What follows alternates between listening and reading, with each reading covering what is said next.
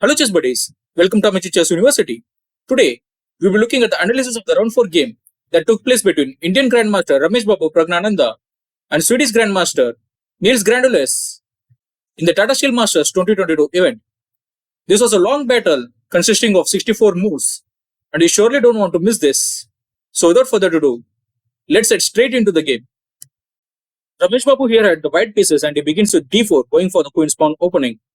Knight to f6 by Nils going for the Indian game. c4 by white and g6 by black setting up the king's Indian defense. White plays knight to c3 and black pushes the pawn to d5 going for the grandfield defense. Pawn captures the pawn on d5. Knight captures the pawn on d5 going for the exchange variation of the grandfield defense. Now white plays pawn to e4 and knight captures the knight on c3. Pawn captures the knight on c3. Black brings the dark square bishop to g7 targeting the long diagonal and white plays queen to a4 delivering a check. Black blocks it with knight to d7 and white plays knight to f3 and black castles in this position and white moves the king to a3 providing support to the c3 pawn and targeting this diagonal and black pushes a pawn to c5 and white here played bishop to e2 preparing itself for castling and black played pawn to b6 looking to bring the light square bishop to b7 and here white plays pawn to h4. There is one game in the database with a similar position where black played light square bishop to b7 and that game ended in a draw. But here Nils pushed his pawn to e5, so it is as of move 12 that we have a completely new game. Here Nils was asking Ramesh whether he wants to capture this pawn at e5. However, doing so will only be beneficial for black. If pawn captures the pawn on e5, then black will play bishop to b7, bishops targeting the long diagonal. Ramesh didn't want this open game, so he pushed his pawn to d5. Black played knight to f6, targeting the e4 pawn, and white played bishop to g5. Black moves the queen to e8, and bishop captured the knight at f6. Bishop captured the bishop at f6, and white plays h5. The idea for Ramesh is, if g6 pawn captures the pawn on h5, then rook will capture back the pawn on h5. With the black king totally exposed in the g file. So Nils wanted to prevent this. He played the light square bishop to g4, targeting the h5 pawn. Here white played knight to d2, asking if black wanted to go for a bishop exchange. Black had a combination of both the bishops, and together they make a monstrous pair. So black declined this exchange, and he played light square bishop back to d7. Here white pushed the pawn to c4, and black played queen to e7. Here white played queen to c3, and black played bishop to g7.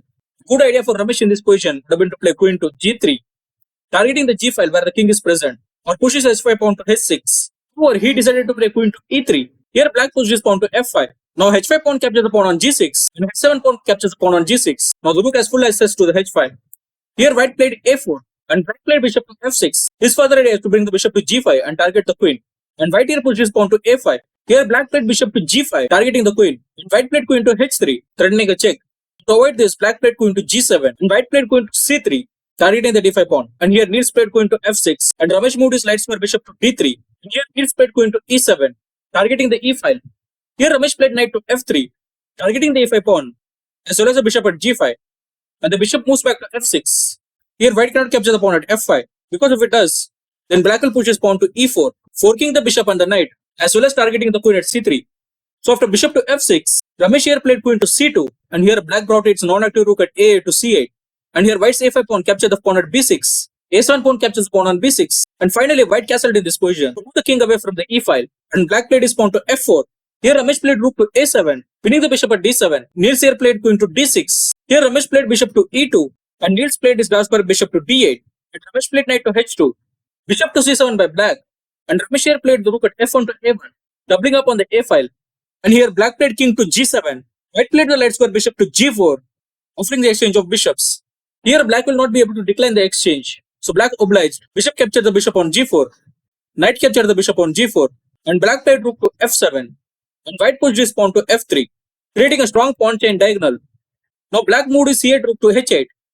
Here white played queen to b2, targeting this diagonal, and black played rook to h5. Here white played rook to b7. His further idea is to bring the rook from a1 to a6 and target this b6 pawn thrice. Here black played queen to d8. Black's idea is to bring the queen to h4 next. And here white played rook to a7, doubling up on the 7th rank. The idea for white here is if the black queen moves away from the d8 square, it will capture the bishop at c7 or push forward the pawn to d6. So black wanted to avoid this. It played king to g8, stepping away from this diagonal, as well as the 7th rank. Here white played king to f2. The better idea for black in this position would have been to play queen to h4, deliver a check. Over here, Nils played rook to h1. He had an idea of bringing the queen after this to h4. Here Ramesh played rook back to a1, offering the exchange of rooks. And Nils declined. He played the rook back to h4. Here Ramesh had an idea. He captured the bishop on c7, and rook captured the rook on c7, and queen captured the pawn on e5. Entering into the black king's territory, his idea is to play knight to f6 next and deliver a check to the king. So Nils here played rook on f7, queen to e6 by Ramesh, winning this f7 rook, and Nil captured this annoying knight on g4 with his rook. Queen captures the rook on g4, and black played his king to g7. The better idea for white in this position would have been to play e4 pawn to e5. Over here, Ramesh played queen to e6. Since the white queen moved away from g4, black here played queen to h4, delivering a check, and Ramesh moved his king to e2, and queen to g5 by Nils, targeting the g2 pawn. King to f1, queen to h4 again by Nils, preparing for delivering a check at h1. Ramesh avoids this by playing king to g1. Now Nils moved his queen back to f6, targeting the rook at a1 and offering a queen exchange. Ramesh accepts this. Queen captured the queen on f6. King captured the queen on f6. And Ramesh moved his king to f2. Nils moved his king to e5. And Ramesh moved his king to e2. King to d4 by Nils. And here Ramesh delivered a check by playing rook to d1. Black king cannot capture this pawn at c4. Because if it does so, then white will start pushing its pawns by playing pawn to d6. And if rook tries to block the pawn by playing rook to d7, then white will play pawn to e5. And if black plays king to b5, then white will play pawn to e6. Here black will be forced to sacrifice the rook and also lose the game. So after rook to d1 check, black moved the king back to e5. And here white played rook to a1. Here black played the king again to d4. White delivered the check again by playing rook to d1. Black again moved his king back to e5. And to avoid the threefold repetition, Ramesh here played king to d3. Here Nils played rook to a7. His idea is to play rook to a3 next and deliver a check. Here Ramesh played king to c3. This was such a great defensive tactics from Ramesh, because here if Nil tried to play rook to a3 by delivering a check, then Ramesh will play king to b2. And if Nil tries to play rook to a2, targeting the g2 pawn, then Ramesh will play rook to d2, offering the rook exchange. If rook captures the rook on d2, and king captures the rook on d2, and if black plays king to d4, targeting the c4 pawn, then white will start pushing his pawn on d5, promoting to the new queen. So in this position, black rook is stifled. So Nil started pushing his pawn. He played pawn to g5. Here Ramesh played king to b3, blocking this a to a3 and a4 square from the rook at a7. And Nil pushed his pawn further. He played g4. Here Ramesh didn't capture the pawn at g4. He pushed his d5 pawn to d6. Here g4 pawn captured the pawn on f3. g2 pawn captured the pawn on f3. And black played king to e6, trying to stop this d6 pawn threat. Here Ramesh pushed his pawn to d7, with white opening the queen in the next move. Nils had no other option but to capture the pawn with his rook. Here Ramesh captured the rook at d7 with his rook, and Nil captured the rook at d7. Now white is completely winning this game. However, it needs to make one move to ensure black doesn't have any chance. So feel free to pause the video and try to find out the move played by white in this position. If you are able to figure it out, well done. The move played by white here was king to a4. His idea is to play b5 next and eliminate this pawn at b6. So here Nils played king to c6 and Ramesh pushed this pawn to e5.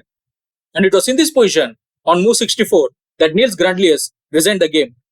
So let's see how the game could have proceeded. Here if black tries to play something like pawn to b5, delivering a check, then white will capture that pawn and give a check to the black king. With two pass pawns on b5 and e5, black's position is completely lost. And if it tries to move the king to d7, then white will play pawn to b6. And if the king moves to c6, then white will play e6. And here black can prevent only one pawn, and white will obtain a new queen eventually and winning the game. So after white to e5 by Ramesh, Nils resigned the game. So that's the game. What a hard-fought battle between both the gladiators. Rameshbabu held his nerves in a tense endgame, coming up with some very good moves. If you have any thoughts on this game, feel free to share below. Thank you for watching. Take care. See you.